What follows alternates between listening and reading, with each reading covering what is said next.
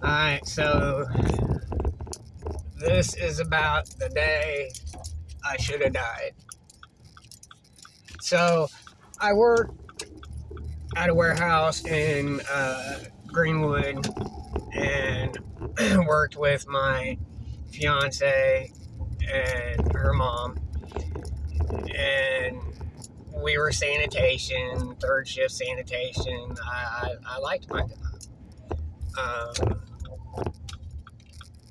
Got to ride around on battery powered lifts, and I thought that was so much fun to do that. I loved riding on those things. I don't know why, they were just so much fun to ride on, you know. And zip along, put it in rabbit mode, and pew, you know. Well, we were shutting down for the night and getting ready to go home. Me and my fiance were excited to go home. Me and her were on our way to put our stuff up, clean up, and get the hell out of there. And I was behind her, and we were going down an aisle, and I decided to cut down a different aisle and try to get in front of her. Just, you know, messing around, having fun. Shouldn't have been, but was. And I cut down an aisle, no problem. Went down the long aisle, went to turn left at the end of the aisle, and go down the cross aisle. And when I turned, I looked back at my forks to make sure I didn't hit any boxes, wasn't dragging anything like that. And I wasn't. And within that split second of that, I smashed.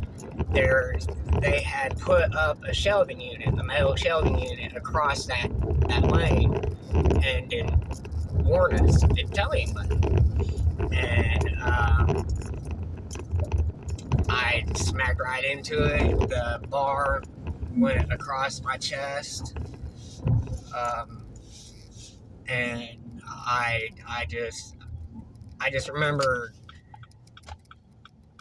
that oof, you know, feeling as I hit it. But just because I was stopped didn't mean the engine on the lift was stopped. When it went under, the handle went underneath the shelf, so I couldn't. It was stuck going, and it was pushing me, and I couldn't back it up. I couldn't move it, nothing. And I looked up, and I could see at the end of the aisle, I could see my fiance throwing boxes away into the compactor like nothing had happened. Like it was just a normal end of the day thing. And that gave me the strength to reach over and grab onto the beam and pull myself to the right, which freed the right half of me, and that allowed me to be able to breathe out of my right lung. And I was still being pushed and crushed between the stuff, and I tried to reach for my walkie to call for help. The walkie was right here, and it was pushed into me, and I couldn't use it. I couldn't yell for help because I was working on one lung, and it was being crushed at the moment. So the most I could get out was a little whisper for help. And I literally hung there with my right foot hanging off, dangling off the lift for what seemed like an hour, but it was probably only like 5 minutes. And until some fairly new girl come down the aisle and saw me and called for help. It took them a while, but they finally got me out of there. When they finally got me unsquished, I just collapsed to the ground, and my fiance came over, finally realized what was going on. They put over the walkie-talkie that there was an accident, and she didn't know it was me until she got to the accident and saw it was me. And the first thing I did when she came up to me was spit up blood, because I was bleeding into my lung, my left lung. And it scared her, of course. It scared me. I went to the hospital that night, and they didn't think I died. They were amazed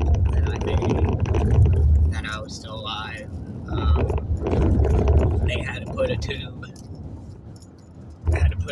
In me. Where is she at? Probably shouldn't be doing this while driving, so I'm not going to. But they put a tube in me, and my ribs were all broke. The bottom ribs, bottom 2 or 3 ribs were broken into multiple pieces. I had fractured vertebrae that could have made me paralyzed, and a broken collarbone, long list of things. I spent only 9 days in the hospital. The power of prayer, for someone who is fairly atheist, the power of prayer really helped. They were amazed that I was able to walk in 9 days. It's been about 2 years, and I still have lots of issues with my side. Obviously, I can, but it hurts like hell. I can't work. I can't lift things. I can't walk. I can't sit for long. I can't lay for long. I can't walk for long. I definitely can't run at all. I should have died that day. And part of me kind of wishes at times that I did, just because of how much pain. But I'm glad I didn't. I have severe PTSD from it. I have nightmares. I think about it all the time. I reenact it in my head all the time. So I figured maybe talking to you guys about this would help me out a bit and ease my mind a bit. And I appreciate everyone that helped me get free. I appreciate everyone that helped me get better. And I'm home now, so I'll let y'all go. Thanks. Comment, subscribe. This is what we do now. Comment, subscribe. Later.